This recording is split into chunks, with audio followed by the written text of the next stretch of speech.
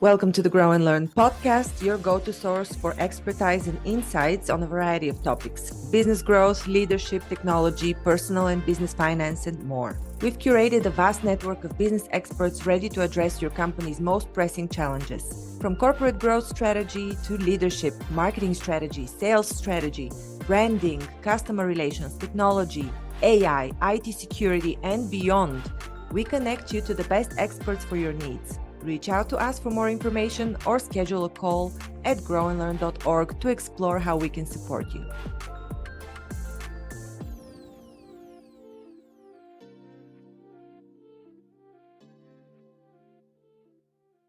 Welcome, guys. Today we're continuing our conversation about AI, the advancements of AI, what innovations are happening out there.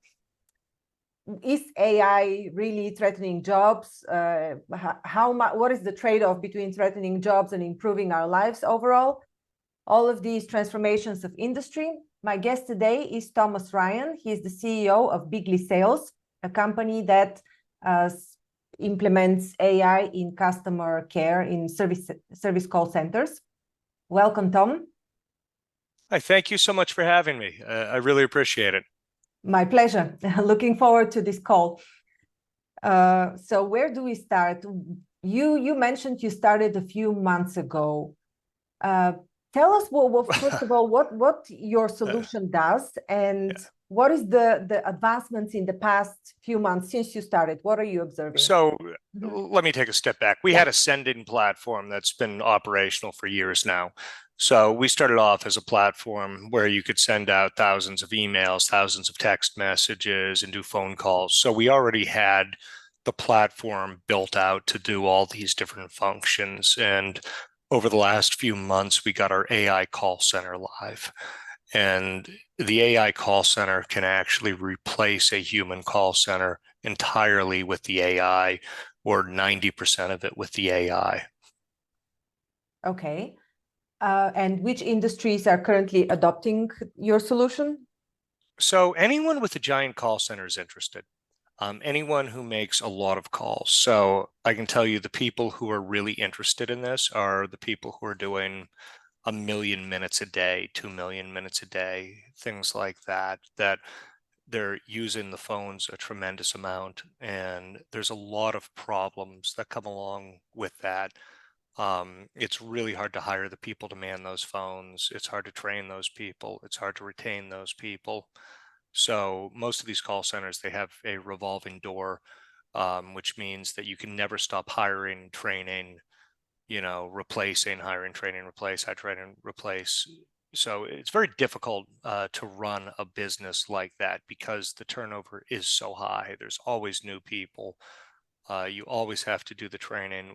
With the AI, we can do it 90% cheaper than a US call center, get a higher conversion rate, and increase revenue and cut the cost literally 90%. I have a background in telecommunications, not in a call center. I used to work in strategy, but I'm very well aware of the situation in call centers in telcos. And I know when the automated responses were implemented, there was a lot of uproar from the client. So they really didn't like it, not to speak to a human. What is the situation now with the AI generated voice, and how are customers reacting to an AI customer care agent who's speaking to them? So I think you missed what people didn't like with the IVRs. They didn't like it wasn't a human. They like that it doesn't work well. So I can tell you, I call a place and I get an IVR system, and it's unbelievably frustrating. Right. Because what I want to do is I want to speak to someone who can answer my question. And now I'm stuck in an automated system that's going to suck up an extra 2, 3, 5 minutes. You might have been hoping to have the whole call done within 2 minutes, but now it's going to be 5 or 10 minutes fighting through the IVR. Right. So, I mean, I think IVR is terrible technology. And then, you have to sit on hold. Many times you have to talk to 2 or 3 people. The person you're talking to oftentimes is in the wrong department because now that routing system got you to the wrong place. It didn't hit the button that you hit the wrong button, or things were just labeled improperly. and then you have to tell your story to 2 or 3 or 4 different people in that organization. You punch in information and ask you information about yourself. What's your social security number? And then you punch it in at the bank, right? And then you get to the person, you've already given them your social, and the first thing they ask for is, what's your name? It's like, it's all the information I just punched into the computer system. They're like, don't you have that information that I just spent the time filling out? And he goes, no, we don't have any of that information. That's a bad, frustrating Indeed. experience for folks, Yeah. right? So what I want to fix is that IVR hell. That's one of the things I want to fix, Mhm. um, to get rid of that problematic technology, because it just doesn't work well. It doesn't work the way people like. Um, Having AI that can cut the time you spend on the phone at these places, right? Have you get an answer immediately, be able to solve your problem right away, and reduce the amount of time. I think people are going to be very happy with that.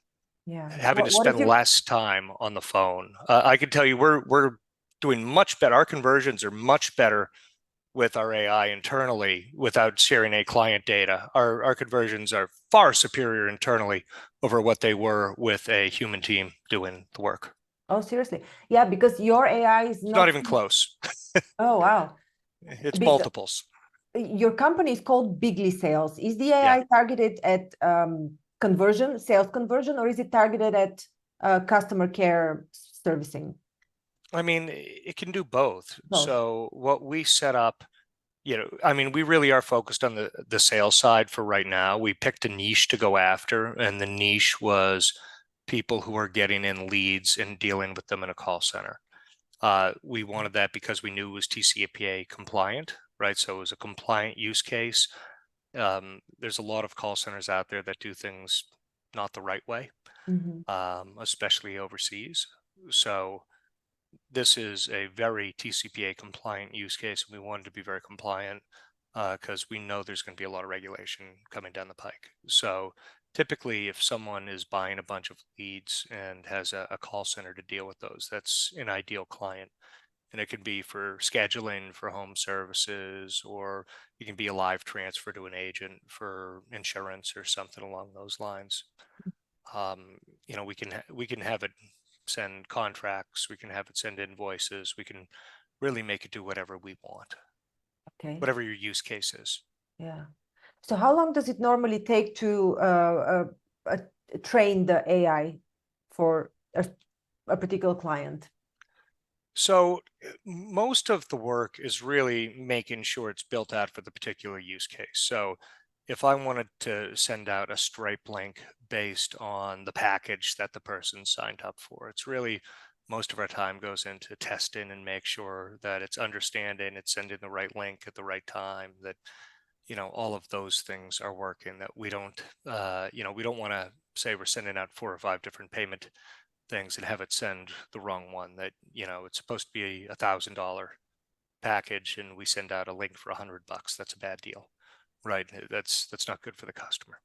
So most of the testing is around the technical issues and things like that. The training itself, once we have most of the prompts pretty much ready to go already. So for us, plugging in a little bit of information on the new prompt doesn't take much time. That being said, we spent months building this out so we can just plug in the data. But you still need to plug in the data for a particular customer, let's say Yeah, right? Yeah. How long that's does this exactly take? right. Well, to plug in the data, we would have some questions. So what I do is we take the 20 most common sales questions. We ask if you have any FAQs that you get asked all the time, right? So if you have your 10 or 15 questions on your FAQ list, and then we have the other 20 most common sales questions, and then we get a little bit of information about the company history, the why them, right? What are their big selling points? You know, Anything else that's material or relevant, and we have an area where we can plug all that stuff in, along with any qualifying questions we want to get asked to qualify that person, along with any intake questions we want to get asked for that whole intake process. And then once all those questions are answered, then we can do whatever the use case is at the end. Send it a contract, um, doing a live transfer to an agent, scheduling a meeting, scheduling someone to show up at their house, whatever it might be. Yeah. We could Uh, have the AI do all of that. So the part you're talking about answering those questions, since we've already built all this stuff, it's, that part is easy. That's maybe an hour. yeah. And yeah, currently your clients are like large clients, not solopreneurs or small entrepreneurs. Why is that? Is it because you're selling certain packages, or why are you targeting specifically only large clients? Oh, I mean, that's who really needs this. So, you know, if I look at the United States, there's 30 million businesses in the United States, right? Of those 30 million businesses, there are 100,000 that do more than 10 million in sales. Mhm.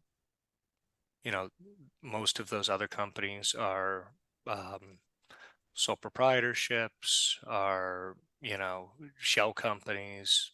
They have no employees, they have one employee, they have two employees, right? So they don't have a large number of leads coming in. They don't have a large use case for this. The people who have a real use case for this are the ones who have a big call center. I Yeah, mean, if you're spending, you know, if you have one person doing this stuff part-time, you can put in the AI and maybe get a little benefit from it, right? Maybe you react to leads a little faster, but they may or may not notice. And, maybe we can spend 20 bucks a month with them.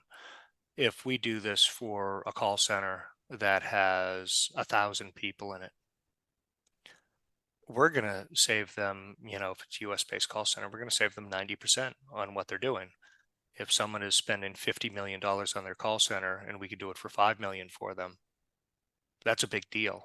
If we can increase their conversion rate 20%, that's a big deal, right? So we can take a look at that business. We can say, hey, we can bring your revenue from, a billion to a billion two, and we can shave 45 million out of your cost structure. It's a really nice value proposition for those bigger companies. We're a smaller company. Maybe it helps, maybe it doesn't. They probably don't have that lead process set up. They don't know where their leads are coming from. They don't know where the next customer is coming from. They don't know what to hook it to. I mean, it's just much easier for what we're doing with a bigger company than a smaller company. yeah. And you have a background in staffing and HR staffing and executive experience also at WorkBeast LLC. Now, from human resource standpoint and from an ethical standpoint, is there something that you are thinking about or currently doing that mitigates the negative impact on the people rather than only servicing the companies? Because with Well, this, this is going to have a positive impact on every person's life in America. You just said people hate IVR systems, yeah, right? The reason they hate those systems is because it wastes so much of their time. So I could think about, the 100 employees that were there that, can do other jobs. They could do other jobs in that organization. That, there's a million other things those people could do, rather than take data that a person is giving them on the phone and enter it into a computer system. A computer can take that data and put it into the computer system, saving everyone time and money. yeah, Right. But what I'm thinking about more than, the entry level person who has taken this job, usually because there's nothing else they can get for the time being, and it's a placeholder for them. Um, I'm thinking about the time that every person is wasting, yeah, that this is stealing 10, 20, 30 minutes from your day that you could, be spending with your family, that you could be doing productive things with, right? That, this is your time that's being stolen every day and every week when you have to deal with these things. And if you could get that time back, if we could simplify everyone's life and give back that time, there's a huge value to society over that. If we say, okay, there's, 300 million people in America that this is going to help, and we can give them back X amount of time, how much is that worth? And I think that's very valuable. I think that's very valuable to everyone. So, yeah, you could look at it. the way I like to look at it is if you go back a couple hundred years, right, the vast majority of jobs were working on farms. That's what pretty much everyone did. There was a handful of doctors and lawyers and stuff like that, but almost everyone worked on the farm. And then as the Industrial Revolution came about, right, now there's farm equipment that's doing this work for people.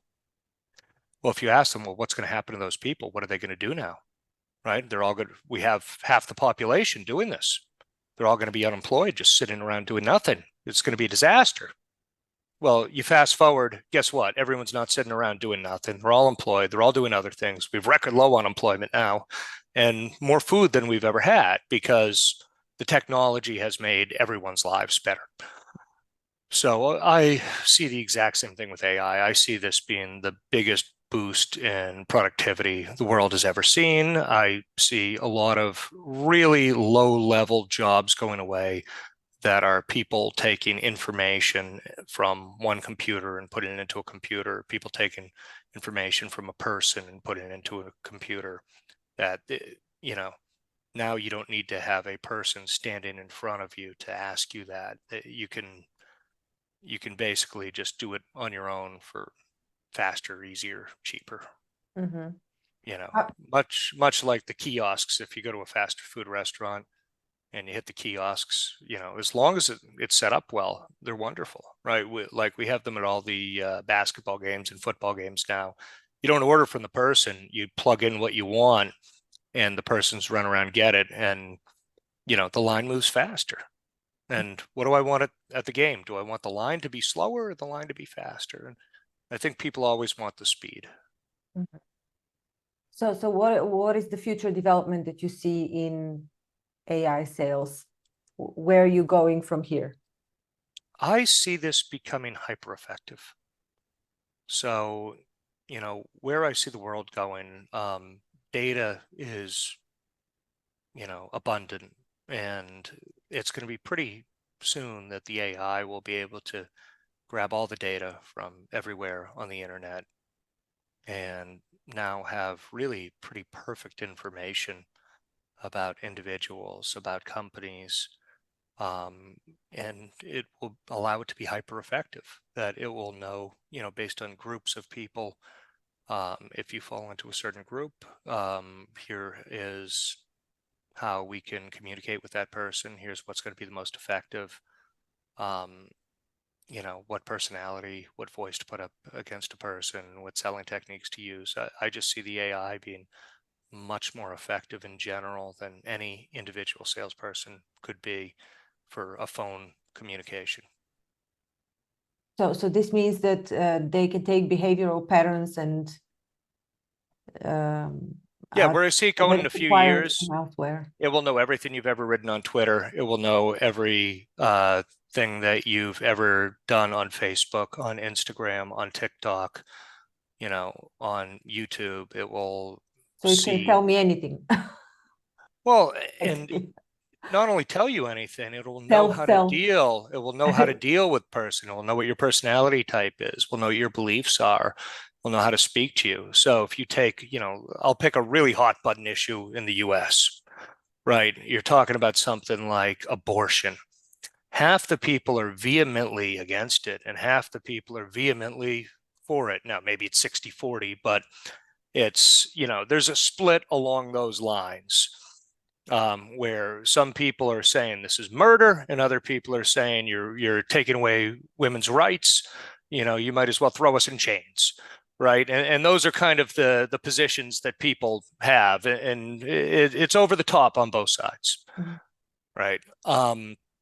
Well, if you're talking about something with a woman and you're talking about a medical issue, knowing their stance on that and what they've written and how to communicate with that person versus going in blind, um, you're either going to endear yourself to that person because you agree with their views, or you're going to, let's do another one. Where do they sit on the political spectrum, right? Do they love Trump and do they have their MAGA hat, on that they wear around the house? right? Or, are they riding with Biden and, they have a subscription to the New York Times and the Washington Post. And, you know, again, how you talk to them about certain issues, how you talk to them about things, it's going to vary wildly. So having the AI be able to know what they want, everyone wants to be in their own echo chamber now, right? So you're already in an echo chamber created by AI on Facebook, right? On Instagram, on TikTok. You've already created that echo chamber, but to be able to take that echo chamber and then put that in all of your communications where you're communicating with, tech that basically feels the same way you do. Yeah. I don't think people will be able to tell it's not human very soon. What do you think the development in regulations would be? Because I think about 2 weeks ago, maybe 3 weeks, the EU passed a regulation on the use of AI. Now, all of these behavioral patterns that are going to be fed in AI could be subject to regulation. How do you see this developing?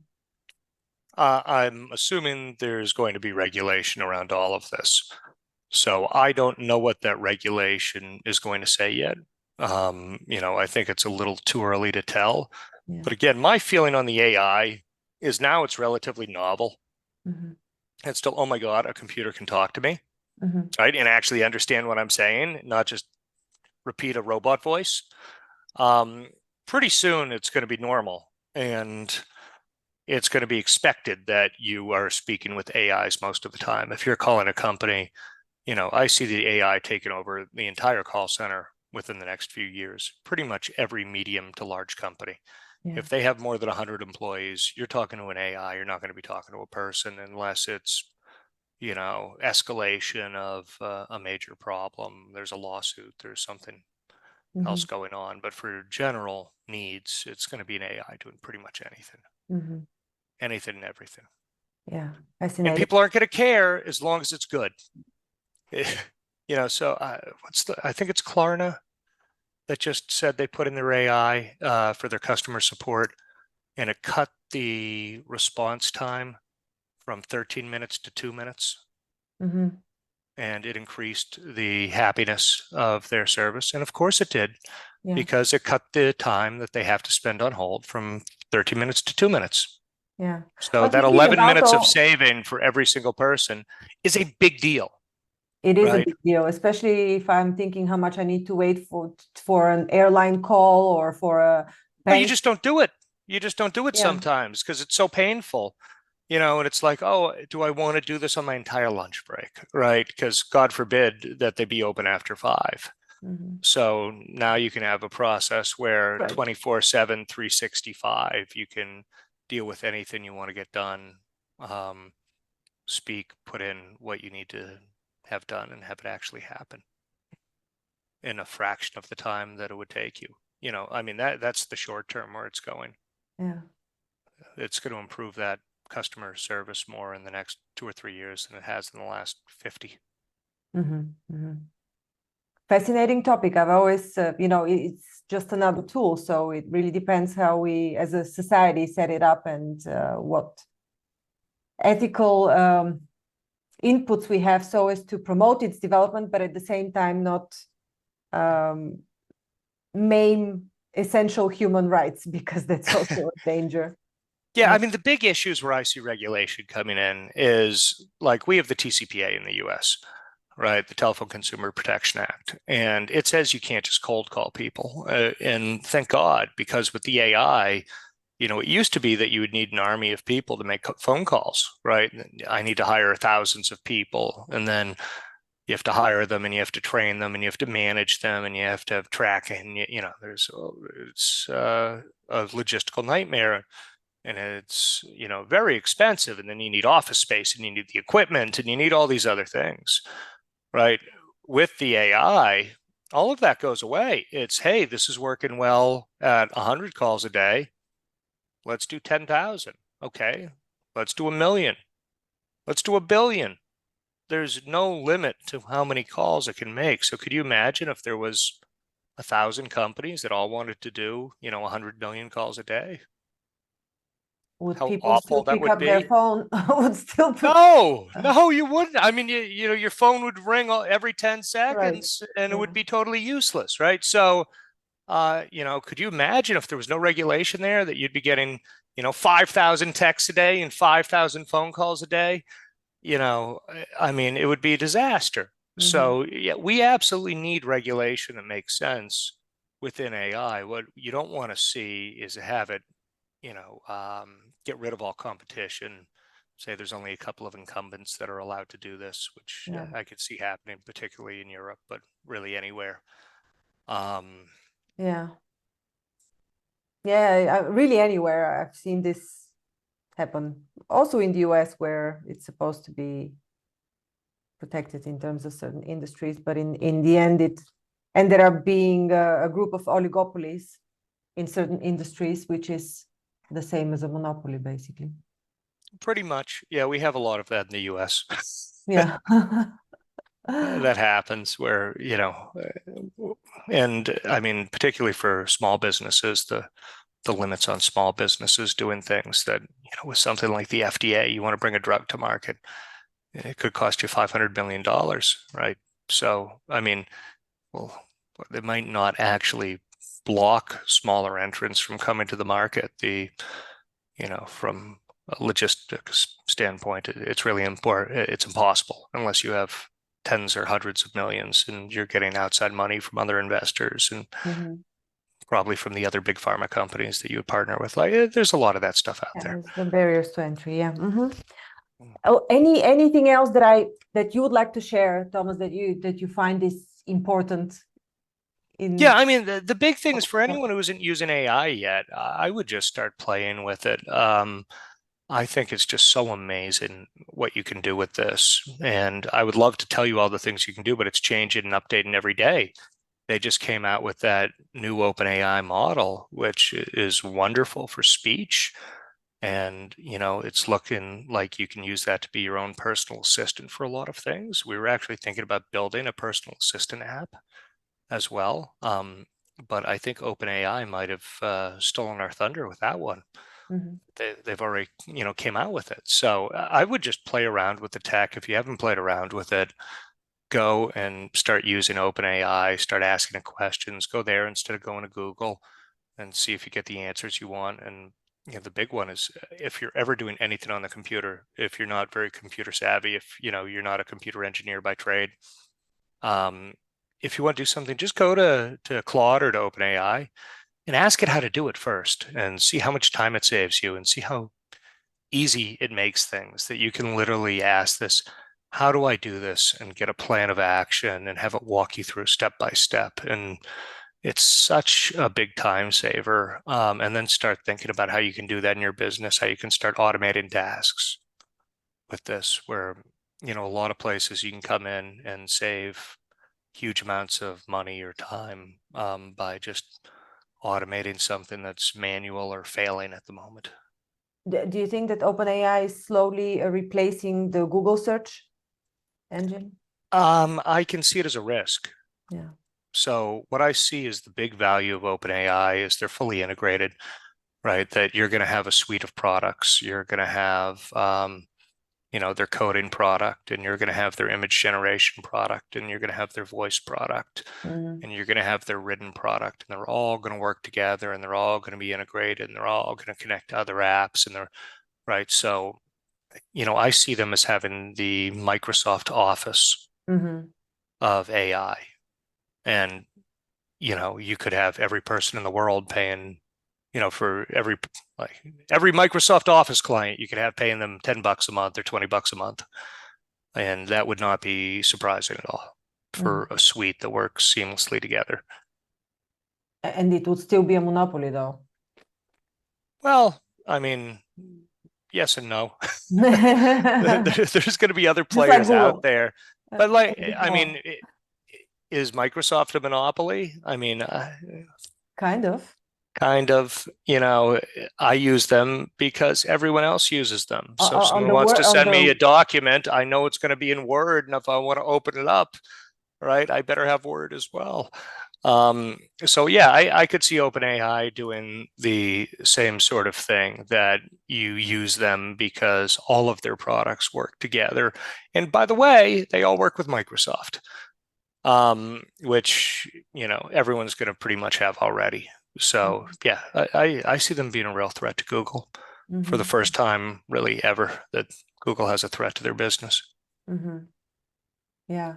And it seems that, I mean, despite of these individual developments, in the end, it's going to be again a platform with adjacent services, like you're describing what else is being planned by OpenAI. So the same as Microsoft did, Yeah, to well, enter the the business. LLMs, Mhm. that's a commodity. It's already a commodity, right? I can go out and I can download Llama. We could stand up Llama in an afternoon, and I could be running an LLM on my own computer or on AWS, right? Like you can already use them, or you could use Minstrel, or you can use Claude, and there's probably a dozen others that are out there. I mean, it's already a commodity, right? So there's no moat. They said this early on. There's no moat around the LLM itself. They need to keep improving the tech. They need to, keep creating other features. The agents, I think, are really interesting because the agents allow you to do something that's interesting with the AI at scale. And those are what are all being built out right now. Everyone's creating an agent that has an LLM at its base that is able to do something. Maybe it's an Expedia. It says, hey, find me the best flight for this. I don't want anything before 8 a.m. and I don't want anything, that arrives after 9 p.m. and it needs to be on this day, leaving and getting here on this day, and find me the best option. Like, but just agents that do the things for you. Right now, go through and pay with my credit card, please.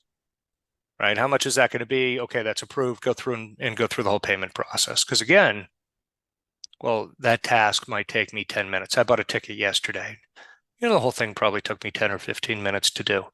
But anything that's repetitive that takes 10 or 15 minutes, that time starts adding up, and all of a sudden it starts becoming a huge amount of time for you. So if you can take your busy work and start automating it, if you can get those things off your plate, the things that are repetitive that need to be done over and over on a computer that are chores, Mhm. right? And we all have a lot of chores that we have to do on the computer. Um, Anything like that, I think, is ripe for disruption right now. I see. Let's for a brief moment talk about cybersecurity and maybe some experiences or some precautions that you're taking, because when it comes to entering client data and using their credit cards, what are some of the threats that could happen, or what protections are you using in your company? So I can tell you, when we started our platform, we started as an open platform, right? It was open. Anyone could come in, anyone could use it. It was very low cost, really, even before we started getting into the AI. So when I launched with this, I think every hacker on earth tried to hack us. We started Oh, wow. advertising globally, right? So we had people coming in from all over the world, from pretty much every continent. And a lot of them did not have good intentions in mind. So, a lot of people kind of think of security as an afterthought, or that's something that really big companies have to worry about. Over half of the transactions that were attempted on our site in the first year were fraudulent.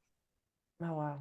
Over half. That's Like we kept very. finding credit cards that were stolen, that were bought on the dark web, or it would be like Mike Smith from Topeka, Kansas is on here, but his IP is coming in from the Gaza Strip or from Nigeria or something like that, or, Islamabad or wherever. So we would keep seeing, these things over and over. I can't tell you how important security is in anything that you're doing. If you leave your website open, there's people looking for vulnerable websites that are going to go and hack it. And we made a mistake the other day just with our marketing site. The guys doing it, it didn't really connect to anything. They couldn't break into anything from there, but they didn't put the proper security on the marketing site, and all of a sudden someone hacked it, and we had to basically trash the server and start new, um, because it was corrupted, and it was corrupted overnight, and there was no way to get the infection off. So my big recommendation with security should be in everything that you do. It should be what you start thinking about is security, not an afterthought. How are you going to make it secure? If you want to know how people are hacking, most of the vulnerabilities you're going to find are on the APIs, right? So most modern businesses use a lot of APIs for communicating with other companies. And if you don't put the proper security on those APIs, you're leaving them wide open for someone to go and hijack it. But yeah, you need to be thinking of it. Are they going to be doing these, SQL injection attacks? Are they going to put malicious code into a place where, you want someone to enter their name and all of a sudden they put in a piece of malicious code and, is your system going to allow for that? Do you have rate limiters set up on things? I can tell you a fun one. We were trying to prevent hackers because we kept having hackers come to try to use our site to do bad things. And we would have guys come in and we would throw them off and they would come back, the next day with a different name, a different email, and we'd throw them off. So we kept registering people and finally we said, look, there's a limitation on sends until we know who someone is, right? Because we can't think of anything else that's going to work with these guys. And that was pretty effective, right? So we said until we know who someone is, you can use it, but you can only use it a little bit, right? Mm-hmm. Um, Because so one of the things we did. Oh, sorry, do you want to ask something else? no, I just remember that I read some news on an alternative media that, so I can't guarantee the source of it, but the news stated that an Australian company, a very large business that hosted on Google Cloud, had their accounts, basically everything about them completely deleted. 130 billion company in Australia. Wow. So Yeah, I mean, this is if someone leaves your door open, right? Like not having a security first architecture, you're basically leaving your door open. If you're not testing for this stuff, you're leaving your door open. So it can't be an afterthought. It's going to be like in every thought. So I can tell you one of the things we did. We said, okay, we're going to validate everyone's phone number because we want to make sure we're not having the same bad actor just, use 1,000 different emails. And it's a little harder to get an actual US phone line, right? So we had the people go and have to validate a phone number. Well, we didn't say US phone numbers only at the time, and we didn't put a rate limit on it. So someone from Belarus had it hit our system, 60,000 times in 2 or 3 hours. They had cut a deal with the Belarusian phone company and were just sending traffic their way and we're getting paid for the traffic. So they were just looking for any of these that didn't have a rate limit on there. And they were going to run this nonstop until it stopped working. And, we caught it after a few hours.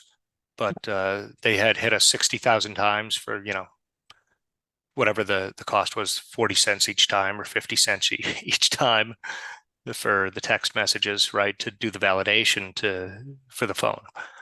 So if there's a vulnerability out there, they're going to find it and they're going to go after it. So yeah, security is huge, and but they're using proxy numbers now. So I personally, based in Austria, I have a US number with my CRM system that is also AI CRM. So this is also a possibility that, I mean, restricting them only by the country of origin of their phone number is not a solution because I can get a phone number anywhere practically. No, it's not a solution. But having to verify it is, and it's getting harder and harder to get a large amount of phone numbers. That you can get a phone number, but can you get 10,000? 10,000 phone numbers. Yeah. Probably that would be more difficult. Right. Well, if we block it every day, right? If we say, hey, and then anything tied to that, any credit card that was tied to it, any of the information. So if it had an email that we used that was bad, or a credit card that had been used that was bad, or a phone number that had been used that were bad, and we'd link these things all together. But again, it's, we spent the first year kind of in existence of figuring out how not to get hacked and how not to let people use our system for fraud. Yeah. Which was it was a really eye-opening experience Mm. of all, how to prevent the stolen credit cards, which apparently people can buy stolen credit cards on the dark web for, a few bucks, right? And then we would have these guys using stolen credit cards on our site. And how do we prevent them from using stolen credit cards? How do I tell if it is a stolen credit card? Yeah. I don't know if I want to say on here because we kind of figured out a way that works 98% of the time or 99% of the time. And I don't know if I want to tell the hackers what it is. Um, You better don't.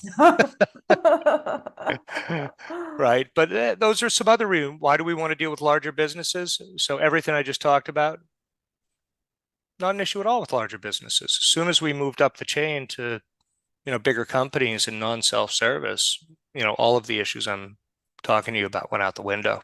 Mhm. So that was one of the other reasons there. Yeah. One last question about security, because it's kind of buzzing in my head right now. There's some strong opinions that because of this increased hacking and cybersecurity issues, at some point we might be required to have digital ID to access the internet. Do you think this is a viable future?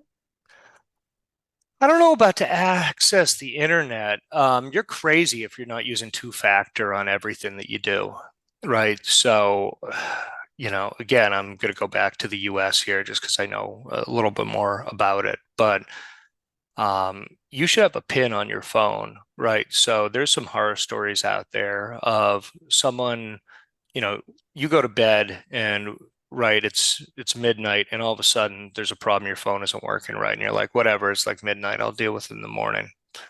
And by the time you get to work and you figure out what's happened, someone has cloned your phone, they have targeted your bank accounts.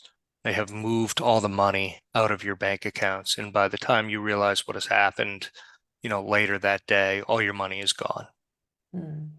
right? Because, there's only 8 or 10 major banks in America. And if someone has your phone, they can do your two-factor, they can get that security code that gets sent to you. So the most important thing I would protect is my phone, number one. I would want to have a PIN at my phone company. I'd want to have two-factor at my phone company. I don't want anyone to be able to call and just say they're me, which has happened to me before, where someone has called in where it wasn't me and they said they were me, trying to pretend they were me at the phone company.